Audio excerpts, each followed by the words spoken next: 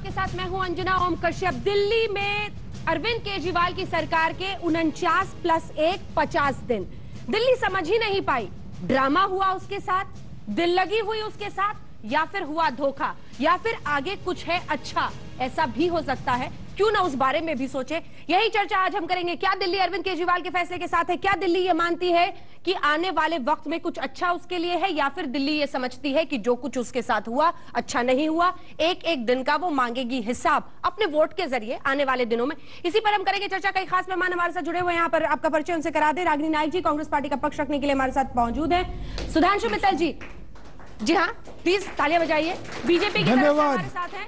और संजय सिंह साहब, संजय सिंह साहब आम आदमी पार्टी की तरफ से हमारे साथ है। यही जानने की कोशिश करेंगे कि दिल्ली के दिल में आज 50 दिन बाद क्या है, क्या सोचती है आज दिल्ली इस्तीफे के बाद अरविंद केजरीवाल के। लेकिन सबसे पहले अपने लिए तालियां बजा लीजिए, क्योंकि हमने दिल्ली के कोने कोने से लोगों को आज बुलाया है ये समझने के लिए कि ये क्या, एक एक सवाल आज हम इस मंच पर उनसे पूछेंगे और उनके हाथ में जो आईपैड है उसके जरिए वो लाइव वोटिंग करेंगे। जी हाँ, टेलीविजन इतिहास में पहली बार लाइव सर्वे होगा। अरविंद केजरीवाल, उनकी रणनीति, उनके फैसले के बारे में क्या सोचती है दिल्ली की जनता, वो लाइव वोट करेंगे और फिर हम आपको इसी मॉनिटर पर दिखाएंगे कि इस स्टूडियो में, जी हां, ये सिर्फ एक प्रतिनिधित्व होगा दिल्ली के लोगों का, लेकिन उसी के जरिए समझने की कोशिश करेंगे कि दिल्ली की कितनी जनता मानती है कि अरविंद केजरीवाल ने लिया है सही फैसला। सबसे पहला सवाल जो आज हम पूछने वाले हैं 10 सवालों में से, सबसे पहले वो सवाल आपको यहां पर दिखाते हैं, स्क्रीन पर देखिए उस सवाल को। वो सवाल है अरविंद केजरीवाल के इस्तीफे से जुड़ा हुआ,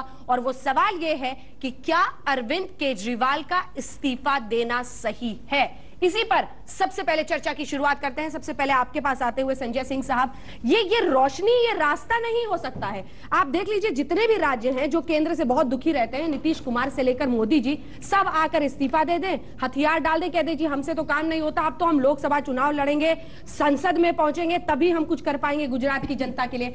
ये रणनीति हो सकती है लोकसभा चुनाव के लिए, ये रोशनी, ये रास्ता नहीं हो सकता। देखिए, पहली चीज तो ये जान लीजिए कि दिल्ली की सरकार किन परिस्थितियों में बनी। दिल्ली की सरकार बनी दिल्ली की जनता से आदेश लेके।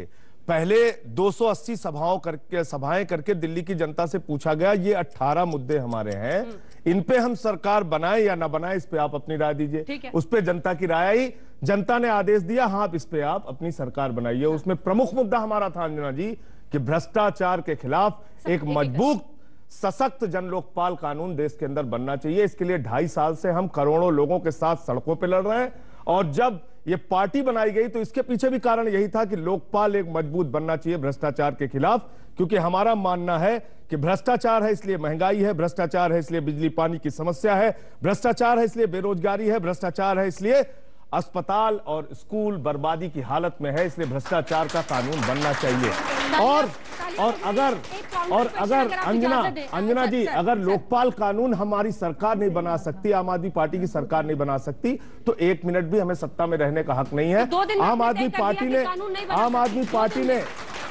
पार्टी ने और दिल्ली की जनता ने यह देखा कि किस प्रकार से असेंबली के अंदर 40 भाइयों ने एक साथ मिलकर कहा हम 40 आम आदमी पार्टी के खिलाफ। हिंदुस्तान के इतिहास में पहली बार कांग्रेस बीजेपी दोनों एक हो गई।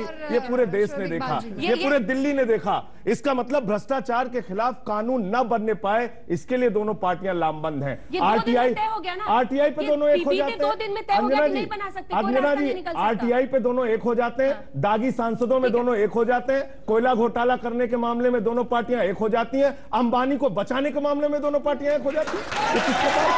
बहुत बज रही है, तालियां बहुत बज रही है, आपको बहुत कन्विंसिंग जवाब देना होगा।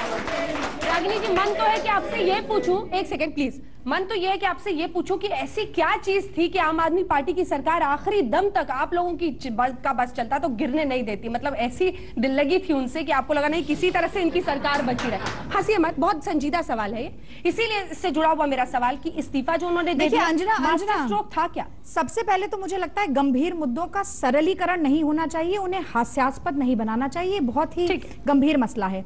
3-4 सवाल आपने रखे, सबका क्रमबद्ध में जवाब देती हूँ। सबसे पहले इन्होंने जो बात कही उस पर आती हूँ। संजय जी ने कहा कि दिल्ली की जनता के बीच में गए, 272 वार्ड में जाकर पूछा और फिर उसके बाद सरकार बनाई। तो क्या इस्तीफा देने से पहले उसी जनता के पास 272 वार्ड में जाके पूछना नहीं चाहिए था कि हम मैदान छोड़ के भाग जाएं, हथियार डाल दें?